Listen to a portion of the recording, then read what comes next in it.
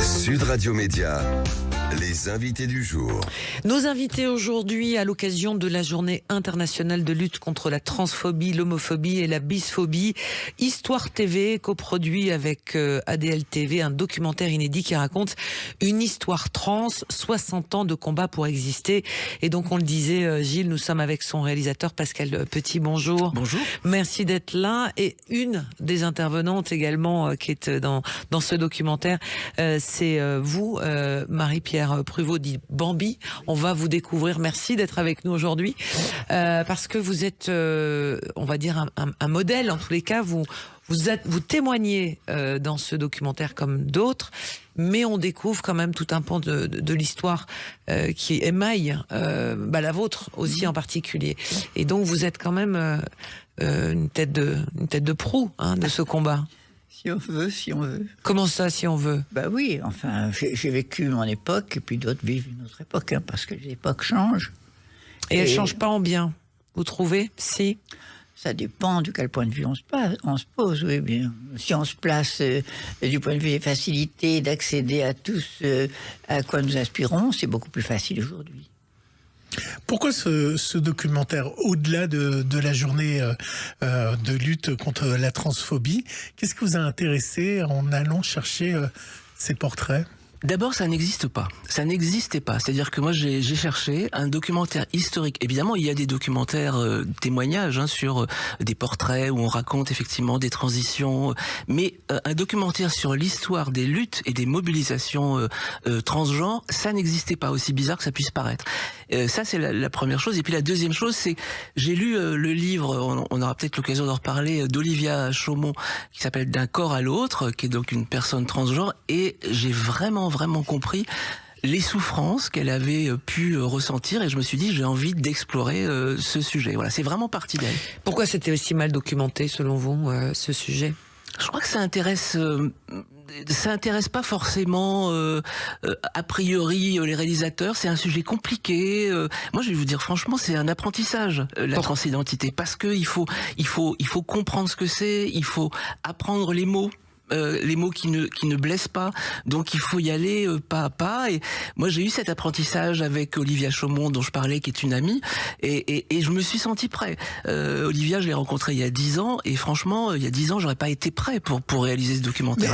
Est-ce que les gens mélangent pas tout, et c'est valable pour Bambi, est-ce qu'on mélange pas l'homosexualité, les drag queens, les travestis, avec en fait la transidentité qui est autre chose, c'est-à-dire c'est quelque chose de vital dans ses chairs, ce qui n'est pas le cas quand on est drag queen ou homosexuel. C'est pas quelque chose qui brûle en nous pour absolument être une drag queen. Et aujourd'hui, je trouve qu'on mélange toutes les choses, et ce qui fait que d'un seul coup, les gens qui veulent être transidentité, il y a un mélange des genres en fait à notre époque. C'est vrai, il y a un mélange des genres, et il faut pas confondre les identités, comme vous dites. Cela dit, on finit par créer tant de sous-divisions et employer tant de mots que moi-même j'ai renoncé à les apprendre, parce que à mon époque c'était beaucoup plus simple. On rentrait et puis on rentrait au cabaret parce que c'était la seule solution pour arriver à mener sa vie. Et puis après, on cherchait à sortir du cabaret et à mener la vie de tout le monde discrètement, sans que personne sache qui vous êtes, ce que vous avez fait, etc. Parce qu'à votre époque, qui était une autre époque, souvent on traitait ces gens-là de travelots, quoi. C'était... Oui. Oh, le mot était courant parmi nous, d'ailleurs. On en disait pour rire. Mais oui, c'est vrai, on disait les travelots, oui, c'est ça. Mais vous avez... On disait les travestis pour nous. Moi, je suis passé 20 ans j'ai fait 20 ans de spectacle, et partout, on a fait des tournées dans le monde, et il y avait marqué, quand c'était en français, les plus beaux travestis du monde, des choses comme ça. Mais le mot travesti était là, il était courant parmi nous. Pascal Petit. Mais il faut dire qu'il y en avait. Il y avait aussi dans ces spectacles, il y avait aussi des travestis, il y avait des hommes, qu'on disait des enfants, vrais travestis. Et d'ailleurs qui étaient un peu jaloux de vous, non? C'est-à-dire que, jaloux. C'est-à-dire que dans la mesure où, dans ces cabarets, il y avait, ils ont été lancés avec comme une curiosité à voir. Il est certain que quand un garçon, un homme qui vit une vie d'homme avec sa barbe, etc., et passe en scène en femme, et il étonne moins que nous, lorsque nous arrivions en scène, et qu'on disait de nous, c'est des hommes déguisés en femmes, vous comprenez? Là, les gens ne le croyaient pas, et c'est ce qui faisait une sorte de publicité à la chose. Et vous, à quel moment vous vous êtes dit, alors on le voit dans le documentaire, hein, c'est pour nos éditeurs, mais à quel moment vous vous êtes dit, je vais jusqu'au bout? Jusqu'au bout, qu'est-ce que vous appelez le bout? Parce que l'important, c'est de vivre en femme. Alors après, on s'arrange, on attend, on regarde ce qui se passe, ce qui ne se passe pas, parce que des opérations, il y en a eu avant. Mais Coccinelle me disait, c'est pas pour nous. Je sais pas où elle prenait ces informations. Moi, je venais d'arriver. Mais elle prenait ces informations. Elle me dit, non, Christine Jorgensen, c'est pas pour nous. Michel-Marie Poulain, c'est pas pour nous. Et tout d'un coup, elle a rencontré quelqu'un qui connaissait le docteur Bureau, qui s'était lancé dans cette affaire, et qui a dit, nous avons trouvé, on y court. Je voudrais juste préciser qu'il n'y a pas une transidentité, il y a des transidentités. C'est ce qu'on voit dans le film. Effectivement, on n'est pas forcément, on se fait pas forcément opérer quand on est une personne trans. C'est un choix. Donc voilà, il y a pas, tout le monde ne va pas jusqu'au bout. C'est ce que permet la loi aujourd'hui, ce qui n'a pas toujours été le cas auparavant, et on le voit bien dans le documentaire, l'évolution législative qui suit quelque part, mais il y a eu des personnes enfin moi je me souvenais plus que Roselyne Bachelot avait eu un tel rôle dans ce combat pour la transidentité. Oui, alors c'était symbolique, hein, vraiment un rôle symbolique, mais quand même ça a joué. C'est-à-dire qu'à un moment donné, quand elle retire effectivement la transidentité de la liste des maladies mentales, on est le premier pays au monde à le faire. C'est ça. Voilà, c'est-à-dire que avant c'était c'était en 2010, ouais. Et donc l'OMS le fera en 2019 pour une application en 2022. Donc vous voyez, on est quand même, elle était quand même très en avance. Alors après, effectivement, ce qu'on raconte aussi dans le documentaire, c'est que dans les faits, ça n'a pas changé l'emprise d'un certain nombre de psychiatres, mais en tout cas, ça a été symbolique, ça a été important. Alors je vous propose d'écouter la bande-annonce de ce programme qui sera diffusé ce soir sur Histoire TV. Alors l'avantage d'Histoire TV, c'est que c'est multidiffusé, et puis on peut aller également sur la plateforme de TF1, j'allais dire MyTF1, mais ça a changé, sur TF1+, et vous retrouverez ce documentaire. Mais essayez de le regarder en direct, vous allez être pris par l'émotion. Voici la bande-annonce. Bannies de la société, les personnes trans ont longtemps été livrées à elles-mêmes. Est-ce que c'est un parcours obligé à la prostitution? Nous n'avons pas le choix. Qu'est-ce qu'on fait pour trouver du travail? Une population discriminée par le corps médical. Les personnes trans voulaient de la médecine, on leur a donné de la psychiatrie. On a fait des électrochocs. 6 décennies de lutte pour la liberté. L'élection d'une première mère transgenre, c'est un événement. Que la société nous fasse une place, qu'on nous donne notre place. Inédit, une histoire trans, 60 ans de combat pour exister sur Histoire TV. Donc ce documentaire, une histoire trans, 60 ans de combat pour exister. Pascal Petit, c'était quoi le point de départ de ce film pour vous? À quel moment vous dites, je vais... Vous avez expliqué que vous trouviez très peu d'éléments où il n'en existait pas, mais c'est quoi le point de départ? Le point de départ, c'est vraiment, je parlais d'Olivia Chaumont tout à l'heure, c'est vraiment sa souffrance. Parce que c'est quelqu'un, pour raconter un peu rapidement son histoire, qui a eu une telle pression sociale qu'elle a décidé, contrairement à Bambi, de repousser sa transition. Et donc, elle a fait sa transition à 50 ans. Ce qui fait qu'elle dit dans le documentaire, moi, une phrase qu'elle m'a déjà dite, je suis une femme avec 50 ans de retard. Et ça, moi, je trouve ça déchirant. Et quand elle m'a dit ça, je me suis dit, mais il faut que j'essaye peut-être d'explorer, de comprendre pourquoi il y a des gens comme ça, de cette génération-là, qui ont attendu aussi longtemps.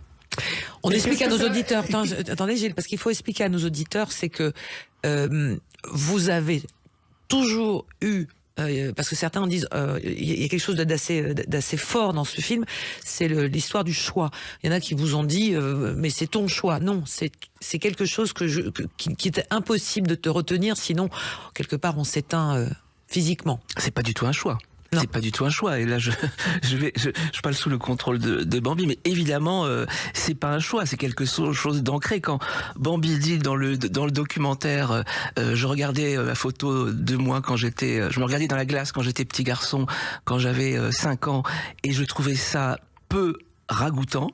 J'ai gardé cette phrase-là, et on voit cette photo où c'est un petit garçon magnifique. On se dit, mais comment elle pouvait se détester à ce point-là? Voilà. Donc c'est au fond soi-même. Oui, mais à l'inverse, qu'est-ce que ça vous a apporté d'être une femme?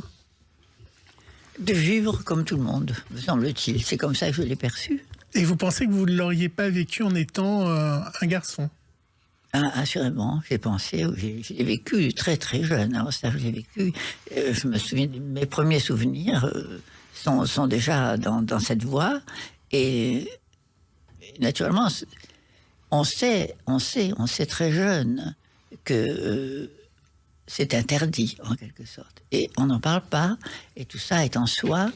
Et ça ne sort pas de soi jusqu'à ce qu'enfin on trouve à 18 ans la possibilité de me réaliser. Je l'ai saisi. Ouais, et on rappelle à nos auditeurs aussi qui vous verront dans ce film ce soir. Vous avez été professeur de français, vous, Bambi, mais vous étiez à Mademoiselle Pruvot pour les élèves, etc. Et vous expliquez qu'à l'époque, ça aurait été impensable de savoir que... Ah oui, non. Impensable. C'était un poste impensable et inacceptable pour les parents d'élèves, me semble-t-il, parce que les enfants l'auraient su, ils auraient posé des questions, on n'aurait pas su leur répondre, et il n'aurait pas fallu que les gens le sachent. À mon avis, d'ailleurs moi-même, je n'avais pas envie qu'on le sache, parce que mes collègues, vous savez, on sait très bien que quand les gens ne savent pas qui vous êtes Madame Pruvot ou une autre, bon, d'accord, bonjour. Dès qu'ils savent quelque chose sur vous, ce qu'il ne faudrait pas savoir, ils sont toujours aussi aimables, mais ils ne peuvent pas ne pas avoir une arrière-pensée. C'est impossible. Et vous comprenez les gens qui disent aujourd'hui qu'ils sont non-binaires, ou ça vous parle pas du tout? Ça ne me parle pas parce que nous, enfin les gens comme Coccinelle, comme notre effort, ça a été d'être justement, d'entrer dans la catégorie de femmes, point final, j'allais dire. Voyez-vous, c'est pourquoi les non-binaires me paraissent un peu étrangers ou étrangères, selon, on veut le masculin ou le féminin, à ce que nous étions.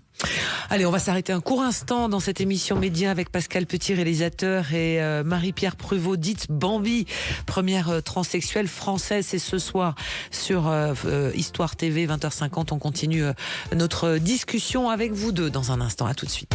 Sud Radio, le supplément média. Et toujours en compagnie de Pascal Petit, le réalisateur, et Marie-Pierre Pruvot, dite Bambi, une des premières transgenres françaises qu'on vous découvre ce soir dans ce documentaire sur Histoire TV à 20h50. Une histoire trans, 60 ans de combat pour exister, Gilles. Et puisqu'on est sur Histoire TV, vous en parliez tout à l'heure au début, dans votre documentaire, on parle vraiment de l'histoire, et alors ça remonte aux Romains, je crois. D'ailleurs, le chevalier d'Éon, il a vécu, ou elle a vécu, enfin, il y a une ambiguïté, on ne sait pas trop, en femme et en homme pendant très très longtemps. C'est quelqu'un qui est mort très très âgé. Donc effectivement, ça existait. Il faut pas croire, parce que parfois on entend dire que ça débarque d'un seul coup aujourd'hui. Pas du tout. Que c'est une forme de mode. Pas du tout. Ça existe, ça a toujours existé. Simplement, c'est ce qu'on raconte dans le film, c'est que à partir des années 30, 40, 50, l'endocrinologie, la science des hormones a fait des progrès. Et puis il y a eu effectivement la chirurgie réparatrice de la Première Guerre mondiale qui fait que on a aussi, en termes de chirurgie, fait d'énormes progrès. Et donc on a pu transformer les corps. Donc c'est ce qui fait que les choses ont évolué. Mais évidemment, ça a toujours existé. C'est quoi les premières traces de la transidentité? On peut remonter. Si vous allez visiter la basilique de Vézelay, vous avez un chapiteau avec un moine qui ouvre son vêtement. Il y a deux seins. C'est Saint Eugène. Donc c'est quand même au XIIe siècle. Et à l'époque, ça posait aucun problème à personne. C'était et c'est documenté. C'est Eugène. C'était une personne. Alors on disait pas transgenre à l'époque, mais c'était effectivement une femme qui se vivait homme. Et qui était prêtre, qui était dans l'église. Absolument. Et qui avait donc qui s'était déguisé en homme au départ pour rejoindre une chorale de musiciens. Voilà. Donc c'est pas du tout quelque chose qui tombe du ciel, quoi. Et je voudrais juste revenir sur une chose. Il faut qu'on soit précis sur la terminologie, parce que on parlait de transsexualité à une certaine époque. Alors on s'est posé la question juste avant l'émission. Pour être bien précis. Voilà, donc aujourd'hui on dit quoi? On dit transgenre, on dit transidentité, parce que transsexuel c'est vécu comme quelque chose de blessant, d'humiliant. Pourquoi? Parce que c'est un terme médical qui a été inventé dans les années 50 par les psychiatres, et ça suppose qu'effectivement il y aurait qu'une seule transidentité et qui aboutirait forcément à une opération liée au changement de sexe. Or, ce n'est pas le cas. Donc, transsexuel, c'est un mot chez les personnes transgenres qui est aujourd'hui complètement banni.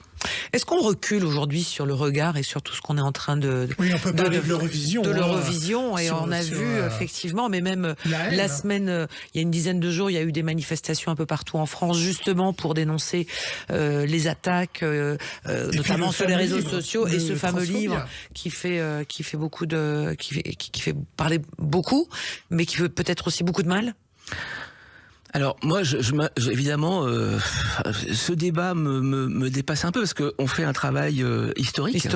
On s'appuie sur des faits. Et pour reprendre l'exemple du livre dont vous parlez, c'est des idéologues qui tordent la réalité pour essayer d'appuyer leurs arguments. Donc moi, je fais pas du tout le même métier que ces gens-là. Ça fait même pas vendre, donc il y a une espèce de haine. Alors c'est en plus lié au milieu complotiste, à l'extrême droite. Voilà, une espèce de haine qui est orchestrée. Moi, je pense que ces gens-là ne rencontrent pas les personnes trans et ne rencontrent pas ce qu'elles ont vécu, ne rencontrent pas leur souffrance. Et je les invite vraiment à rencontrer voilà, des personnes trans qui leur raconteront ce qu'elles ont vécu, voilà. Et puis on en fait des tonnes médiatiquement, mais la population transgenre, c'est très très peu de monde. À qui font-ils du mal? Enfin, franchement, c'est moins de 1% de la population. On dit entre 20 000, 30 000, 40 000 personnes en France. C'est très peu, donc mais pourquoi on va leur chercher des clous dans la tête? Parce que c'est énormément médiatisé, parce que je pense qu'il y a un mélange entre les drag queens, entre un tas de choses, les binaires, les non-binaires, et que les gens... Non, mais est-ce qu'il n'y a pas un recul aussi une espèce de recul idéologique, des mentalités, cette espèce d'avoir peur de l'autre, de l'étranger, de tout ce qui s'ensuit? Ça dépend des générations. Moi j'ai une fille qui a 26 ans et franchement c'est pour elle c'est pas du tout un problème. Voilà, c'est même un non-sujet. Cette génération-là. C'est un non-sujet. Voilà, c'est plus. Je pense qu'il y a toujours des gens. C'est plus de l'idéologie quoi. Puis c'est comme on est dans un truc où il faut cultiver la haine de l'autre pour pouvoir essayer de faire le plus de voix possible. Bah voilà. Alors c'est les personnes trans et puis ce sera d'autres. Voilà. Mais... Et vous, Bambi, est-ce que vous avez eu l'impression à l'époque que c'était un acte politique ou c'était simplement pour vous? Oh, à l'époque, c'était simplement pour soi. L'idée de réunion, d'association nous échappait complètement.